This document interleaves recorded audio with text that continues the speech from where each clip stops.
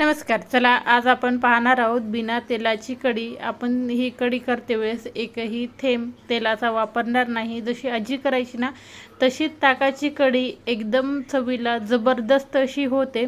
करायला एकदम सोपी आहे, चवीला तर एकदम भन्नाट आहे. चला तर मग लगेच सुरुवात करू. तर सुरुवातीला पहा, ताक घ्यायचं आहे आपल्याला. 1 लिटर इतकं मी ताक घेतलेलं आहे. ताक जर नसेल तुमच्या इथं तर वाटीभर दह्यामध्ये पाणी टाकून ताक केलं तरीही चालेल. पहा, एकदम पातळ असं घेतलं नाही, दाटसर असं घेतलेलं आहे. 1 लिटर इतकं आहे. आता काय करायचं आहे आपल्याला, त्याच्यामध्ये घालून घ्यायचं आहे बेसन पीठ. बेसन पीठ शक्यतो आपल्याला खालीच घालायचं आहे.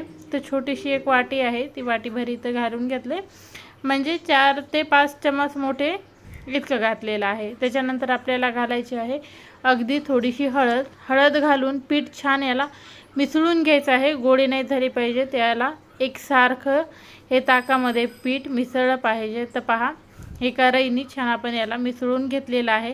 आता पहा तुम्ही, छान दाटसर पण आलेला आहे. एकदम आपण पातळ ठेवलेलं नाही, नाहीतर काय होतं मग ताक वेगळं आणि त्याच्यामधलं पीठ वेगळं असं होतं आणि चवीलाही तेवढी छान लागत नाही. त्याच्यामुळं काय करायचं, एकसारखं आपल्याला हे पीठ अगोदर मिसळून घ्यायचं. आता पहा, इथं मी कढई ठेवलेली आहे.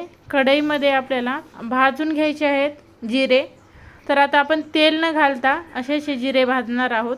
सर्वही जिनस असेच आपल्याला भाजून घ्यायचे आहेत. तर मोठा 1 चमचभर जिरे आहेत. त्याच्यानंतर आपण घातलेले आहेत लसण पाकळ्या. पहा, 20 ते 25 लसण पाकळ्या आहेत. थोड्याशा बारीक आहेत म्हणून जास्त प्रमाणात घातलेले आहेत. यालासुद्धा आपल्याला हलकंसं भाजून घ्यायचं आहे. कच्चंही टाकलं तरीही छान लागतं, पण थोडंसं भाजून घेतलं ना चव अजून त्याची दुपटीनं वाढते. त्याच्यामुळं मी थोडंसं भाजून घेत आहे. त्याच्यानंतर 1 इंच आलं घालायचं.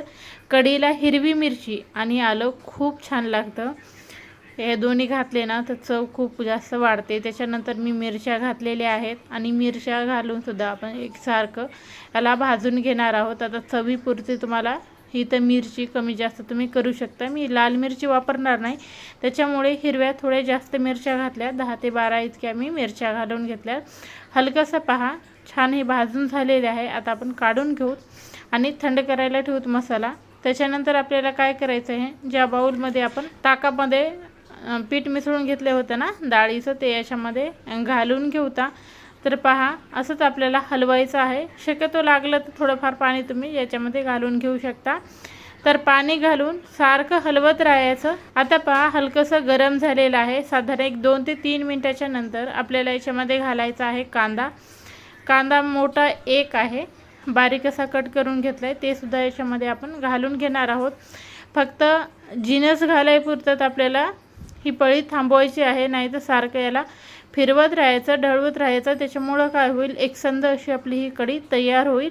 ती मध्येच फाटणार नाही किंवा वितळणार नाही, वेगळी वेगळी होणार नाही. पाणी वेगळं आणि ती पीठ वेगळं होणार नाही. तर पहा, आपण जे मसाले काढले होते ना मिक्सरमधून, ते सुद्धा याच्यामध्ये घालून घेऊता.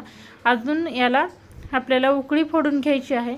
पहा, हलकीशी याला उकळी फोडायला सुरुवात झाली. आता त्याच्यामध्ये आपल्याला घालायचं आहे धनेपूड.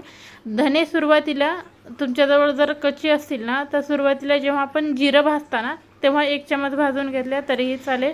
धने भाजले नाही, त्याच्यामुळे मी धनेपूड इथं घालून घेतलेला आहे अर्धा चमच. त्याच्यानंतर चवीपुरतं आपल्याला मीठ घालायचं आहे आणि याला एक खळखळून उकळी फोडू द्यायची आहे. तर पहा, त्याच्यानंतर मी घातलेली आहे कोथिंबीर. आता कोथिंबीर घालून आता आपल्याला काय करायचं आहे, उकळी फोडायला सुरुवात करायची, म्हणजे उकळी फुटू द्यायची आहे. असंच याला हलवत हलवत उकळी फुटलेली आहे.